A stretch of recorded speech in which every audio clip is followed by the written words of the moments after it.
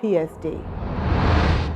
Suicides are on the rise among young Americans of all walks of life, part of a grim national trend that has contributed to lower life expectancy overall, according to new federal data. Our community at large needs to pay attention and better understand what's going on and what's driving these trends. Prevention efforts should be aimed at all levels of influence: individual, relationship, community, and school. In an ideal world, no parent would ever have to think about monitoring their kid for warning signs of suicide. But the reality is, we need to be talking openly about suicide and suicidal ideation to reduce stigma and to keep children, adolescents, and young adults safe. This can be particularly important when it comes to teenagers, since a lot of the parents mistake warning signs of suicide for the regular ups and downs of adolescence. To help make this easier, let's review some statistics, common myths, and means of providing assistance on teen suicide and what parents should know.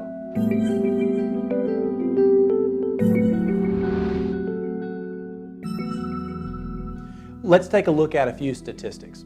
Suicide is the second leading cause of death for ages 10 to 24.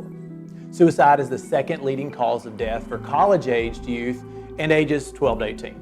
More teenagers and young adults die from suicide than from cancer, heart disease, birth defects, stroke, pneumonia, influenza, and chronic lung disease combined.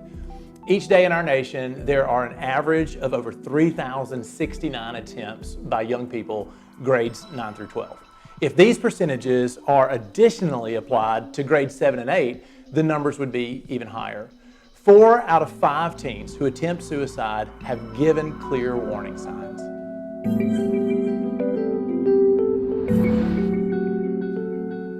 Unfortunately, there's some common myths associated with suicide. One is that people who talk about suicide won't really do it. This is false. Almost everyone who attempts or completes suicide has given warning signs through their words or behaviors. Don't ever ignore suicidal threats. Statements like, "You'll be sorry when I'm gone," or "I wish I was dead," no matter how casually or jokingly said, may indicate serious suicidal feelings. Here's another. Talking about suicide may give someone the idea for suicide. This again is false. You don't give a person ideas about suicide by talking about it. Actually, the opposite is true.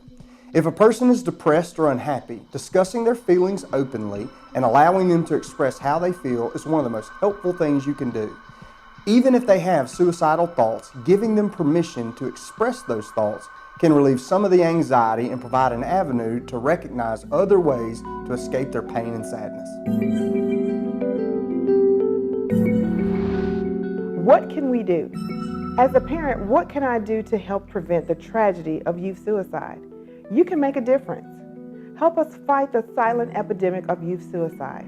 This epidemic affects everyone. Knowledge is power. Here are a few things that parents need to know.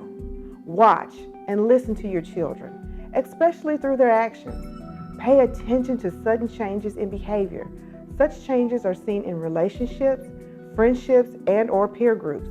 Take notice if they attempt to isolate or become withdrawn. Create an environment where you and your youth can speak openly and honestly about things that are concerning. Be supportive and non-judgmental in helping them cope with their feelings. This is important. You can contact your school's guidance and counseling department for assistance in addressing any concerns you have about your young person's safety. They will be able to help guide you to local resources that may be available. If needed, be willing to seek professional help and guidance if you feel your child is becoming depressed or contemplating hurting himself. You can contact the National Suicide Prevention Lifeline at 1-800-273-TALK or text BRAVE to 731-731.